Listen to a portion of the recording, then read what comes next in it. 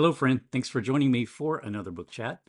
Today, I'm going to spend some time with Crossroads of Twilight by Robert Jordan. This is book 10 of the Wheel of Time series. Yes, book 10. So it makes it a little difficult to chat about the book without giving any kind of spoilers away. My chats are typically spoiler-free chats, and so yeah, it's very difficult when you get into later into a series like this. The way this series is structured, the books are not standalone. There is an overall story arc. So I'm going to be very careful about spoilers. I'm not really going to talk too much about what's going on in the book. What I thought I would do is pull out some favorite quotes. I have I think about 8 quotes.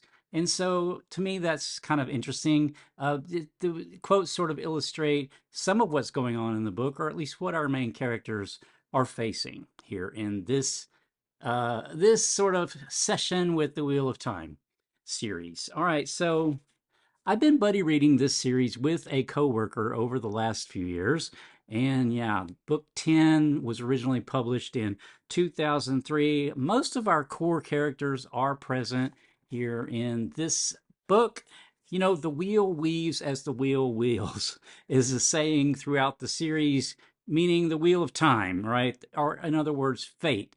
Fate throws out whatever it decides to throw at you, and then you just sort of have to deal with it. Our core characters here in the book are dealing with a lot because the world that they once knew is in a huge amount of upheaval, and they all have various roles to play in that. And so one of our main characters in this particular book is normally a peace-loving character who really just wants a simple life, and a loved one of his has been kidnapped and is in danger, and he sort of loses it over that and sort of does some things, I think we can say, that are not normal to his character.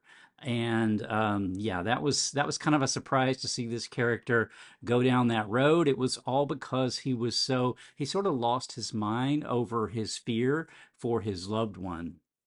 Then another character finds himself sort of enmeshed with the enemy, or who is thought of to be the enemy, potentially going to be allies. We don't know for sure, but this character is dealing with that group of people. And then a couple of our other characters are dealing with political situations that they are sort of the head of. One is dealing with a sort of a sisterhood, a very powerful sisterhood in this series. She's working there as far as there's been a schism, and they're working on that. And then another one of our main characters actually has a kingdom that she is trying to keep under control at this point. And then Rand, our very main character throughout the whole series, is really just trying to oversee everything for the whole sort of thing doesn't fall apart as everybody gets ready for the final battle. There's this ultimate battle brewing between good and evil, and that's the whole story arc of the entire Wheel of Time.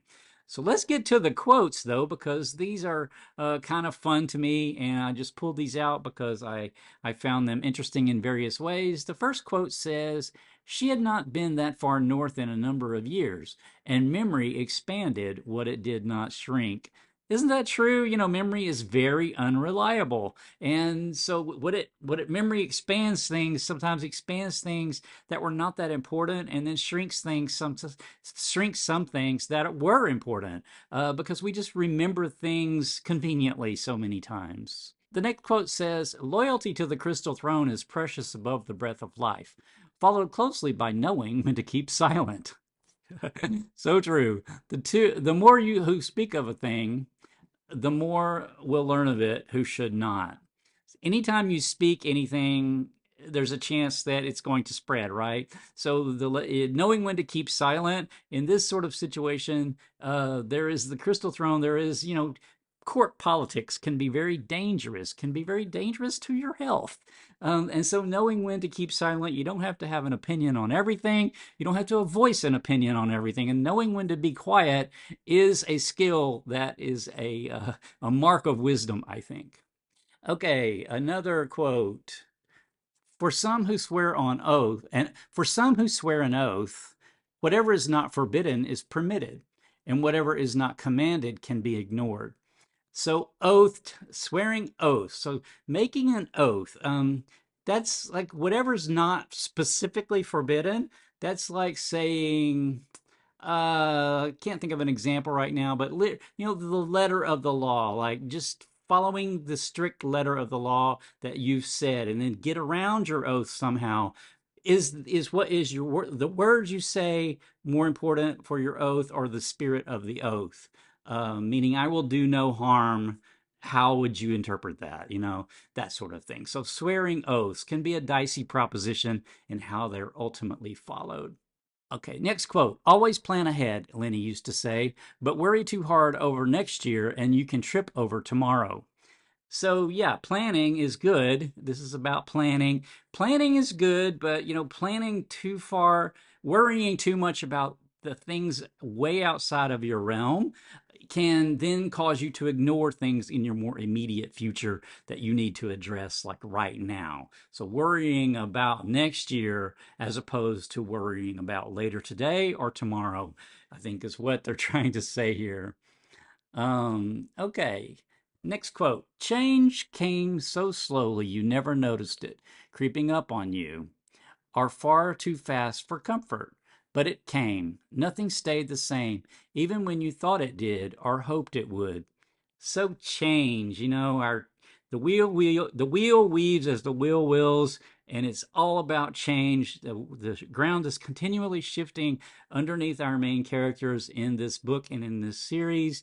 And so, yeah, you might sometimes change happens so slowly you don't really realize it until you realize like things have actually shifted under you without you even realizing it. And then other times it's like bam, something has changed. But in either case, change is going to come, and how you learn to deal with it is going to spell your success or failure, as our characters in the book learn.